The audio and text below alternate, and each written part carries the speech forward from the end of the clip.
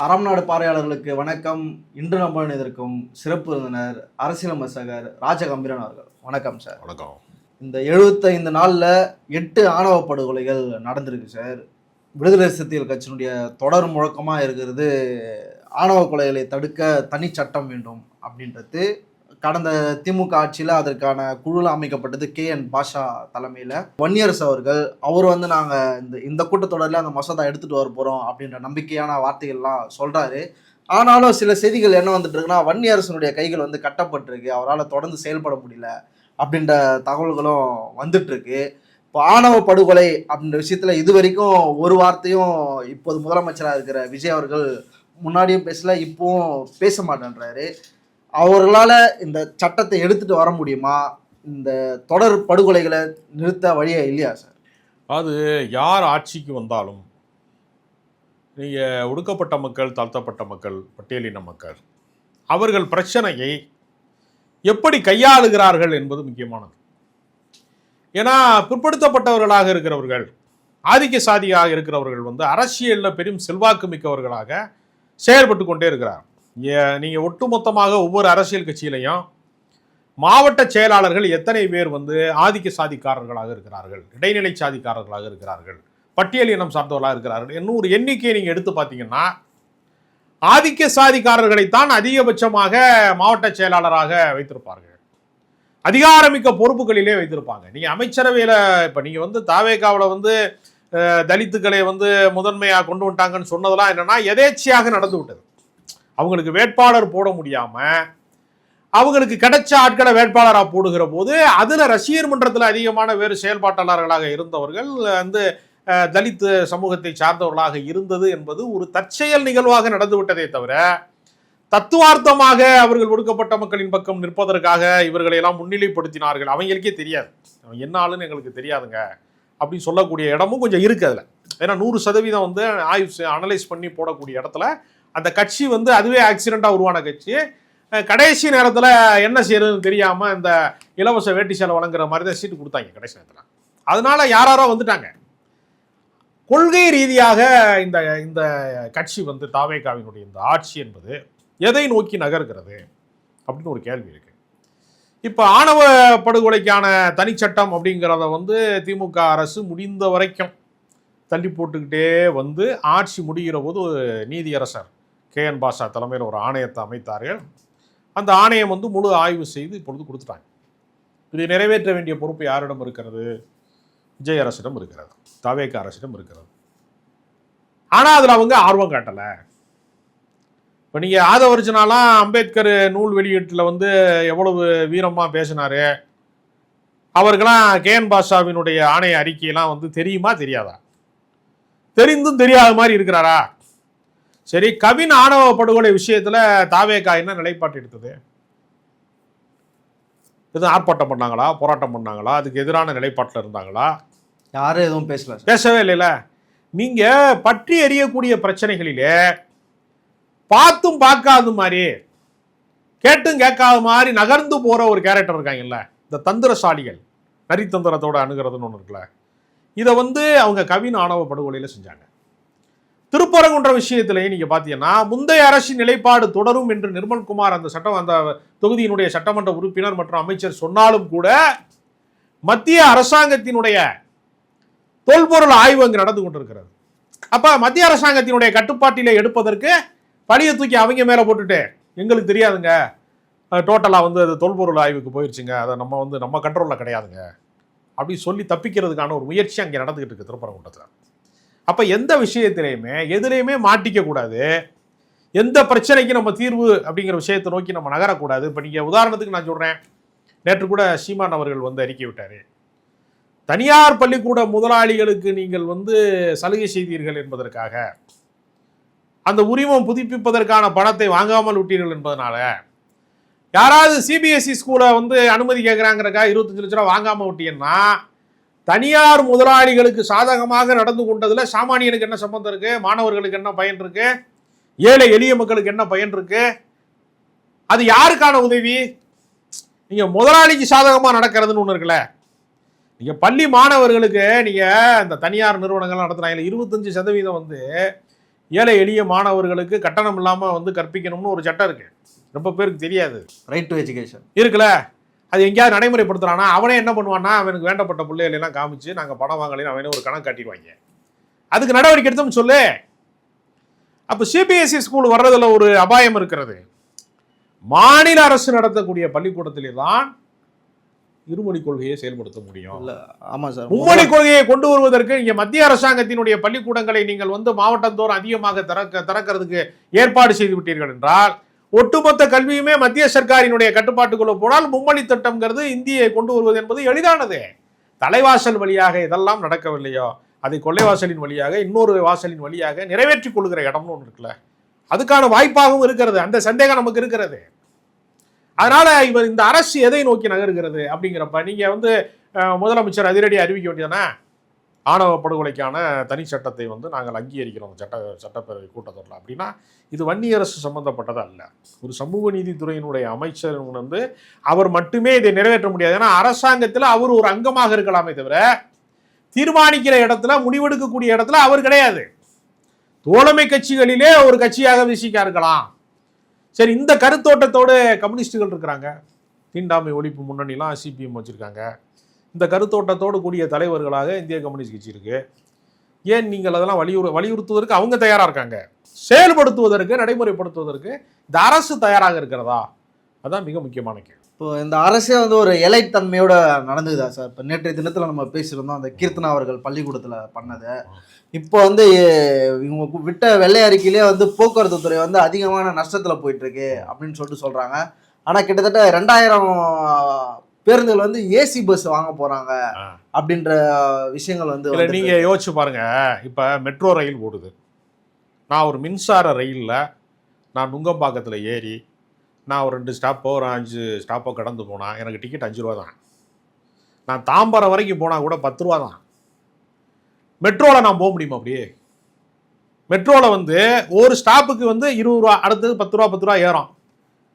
நான் இங்கேருந்து மெட்ரோ வந்து ஃபுல்லாக ஏசி பண்ணியிருக்காங்கங்கிறதுனாலயே இப்போ நீங்கள் நான் ஏசி தேட்டரில் டிக்கெட்டுக்கும் மல்டி காம்ப்ளெக்ஸில் வந்து ஏசியானதுக்கு பின்னாடி உள்ள சினிமா டிக்கெட்டுக்கும் வித்தியாசம் இருக்கா இல்லையா? ஒரே ரெஸ்டாரண்ட்டில் ஒரே உணவை நான் ஏசி முன்னாடி வச்சுருக்கான், ஏசி உள்ளே போங்கங்கிறான். ஒரே ரேட் வச்சுருக்கானா? அப்போ ஏசி பேருந்த 2000 பேருந்தை நீங்கள் இறக்குமதி பண்ணால் அது யாருக்கு பயன்படும்? இல்லை, ரொம்ப கொடுமையான விஷயம். எல்லாருமே வந்து ஏசி பஸ்ஸில் போகணுன்றது தான் முதலமைச்சருடைய விருப்பம். இல்லை, அது எவ்வளோ பெரிய தவறான விஷயம்னு சுற்றுச்சூழல் அறிவுடையவர்களுக்கு தெரியும். நீங்கள் ஏசி பஸ் வந்து 2000 பஸ் வந்து நீங்கள் இறக்குமதி பண்ணுறீங்க. நீங்கள் மாநகரம் முழுக்க ஒரு ஏசி பஸ் ஓடுதுன்னு வச்சுங்க, எவ்வளவு ஹீட் ஆகும் தெரியுமா? முதல்ல நீங்கள் ஏதாவது சிக்னல் கிட்ட போகும்போது பஸ்ஸு நிப்பாட்டினாங்கன்னா பைக்கு பின்னாடி நிற்கிறவனுக்கு ஏதோ சுண்ணாம்பு காலவாசலில் நிற்கிறான்ற மாதிரி அப்படியே அனல் அடிக்கும். உள்ளுக்குள்ள அந்த இன்ஜின் ஓடுறதுங்கிறது வந்து ஒரு பெரிய ஹீட்டை ப்ரொடியூஸ் பண்ணும். போக்குவரத்து சாலைகளை வந்து வெப்பமயமாக வந்து மாற்றும். சுற்றுச்சூழல் அறிவு வேணாமா? சரி, சாதாரணமாக இருக்கிறவங்க நீ யோசிச்சு பாருங்க. கோயம்பேட்டிலேருந்து ஒரு அம்மா வந்து கீரை வாங்கிட்டு வருது. ஒரு கூடையை தூக்கி ஒரு நார்மல் பஸ்ஸில் ஏற்றும். ஏசி பஸ்ஸில் ஏற்ற விடுவாங்களா?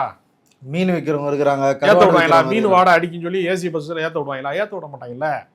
அப்போ நீங்கள் யாருக்காக சிந்திக்கணும்னு ஒரு கணக்கு இருக்கு. ஏற்கனவே ஏசி பஸ் ஓடி தான் இருக்கு.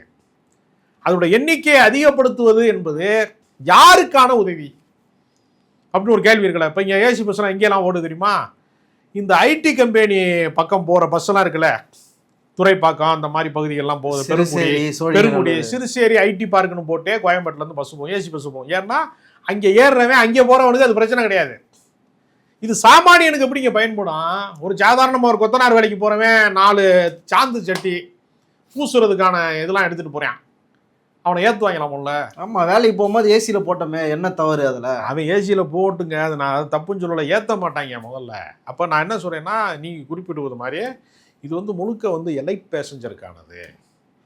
அப்போ அடித்தட்டு மக்களுக்காக சிந்திக்கணும். இப்போ நீங்கள் கொரியர் கம்பெனி இருக்க, ஒரு கிராமத்தில் போய் ஒரு தபால் கொடுக்கணும்னு வச்சுங்க, ஒத்த தபால் இருந்தால் கொடுக்க மாட்டான், 4 ஜேந்தா கொண்டு வந்து கொடுப்பான். இல்லாட்டினா நாங்கள் பக்கத்து டவுனில் தாங்க இருக்கோம், நீங்கள் வந்து வாங்கிட்டு போங்கப்பான். ஆனால் அரசாங்கம் நடத்தக்கூடிய போஸ்ட் ஆஃபீஸில் ஒரே ஒரு வயசான பாட்டிக்கு ஒரு மணியார் 100 ரூபா வந்தா சைக்கிளை மிதித்து வெயிலில் போகிறாங்களே, அது சர்வீஸு. இது வந்து சர்வீஸா? தனியார் நிறுவனம் நடத்துகிற சர்வீஸாக பண்ணுவேன். அவன் ஆதாயத்துக்கு வேலை செய்வேன். நீங்கள் இன்லான் லெட்டர்னு ஒன்று வச்சுருக்கேன், அது விற்கிற விலையும் அது போய் சேர்றது அது லேட்டாக கூட போகலாம். அந்த காசும் கொரியர் காசும் ஒன்றா? கொரியரில் வந்து நீங்கள் சாதாரணமாக இன்றைக்கி ஒன்று அனுப்புனீங்கன்னா 100 கிட்ட வந்துடுது. அதுக்கு எடை போட்டுக்கிட்டு இருக்கான். அப்போ நீங்கள் வந்து மக்களுக்கு தொண்டு செய்வது என்பது வேறு, வணிகமயமாக மாற்றுவது என்பது வேறு. இந்த ரெண்டுக்குமான வேறுபாட்டை இவர்கள் உணர்ந்திருக்கிறாங்களா?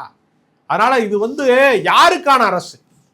ஒடுக்கப்பட்ட மக்களின் அரசா, சாமானியர்களின் அரசா, நீங்கள் சொல்ற மாதிரி எலைட்டுக்கான அரசா, மேட்டுக்குடிகளுக்கான அரசா, அல்ல அரசியல் புரிதலற்றவர்களுக்கான அரசா, ரீல்ஸ் அரசாங்கமா, யாருக்கான அரசாங்கம்ங்கிறத அவங்க தெளிவுபடுத்தணும். ஆதவர்ஜுனாவுடைய பேச்சு ஆரம்பத்திலேருந்தே அவர் தடாலடியாக பேசக்கூடியவர், மனசில் பட்டதை பேசக்கூடியவர், பல விமர்சனமான பேச்சுகள்லாம் பேசியிருக்கிறாரு.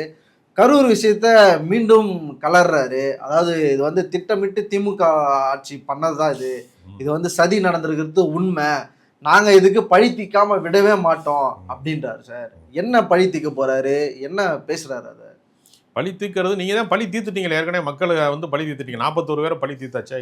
சதி, திமுக பண்ண சதி. அதாங்க 41 பேரை வந்து நெரிசல் மரணத்துல கொண்டு தீர்த்தது தானே பழி. இதை விட என்ன பழி வாங்க போறீங்க? மக்களை பழி வாங்கிட்டிய, வேற யாரை பழி வாங்க போறீங்க? ஒரு பொய் குற்றச்சாட்டு சொல்றீங்க.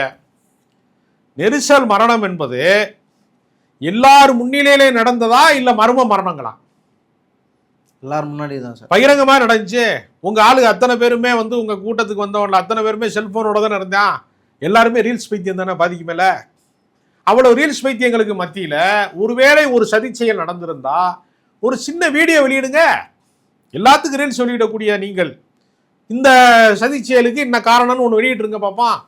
சரி, இதை என்னைக்காவது கோர்ட்ல சொல்லியிருக்கலாம்? சதி கோட்பாடு தான் காரணம்னு எங்கேயாவது கோர்ட்ல சொல்லியிருக்கலாம்?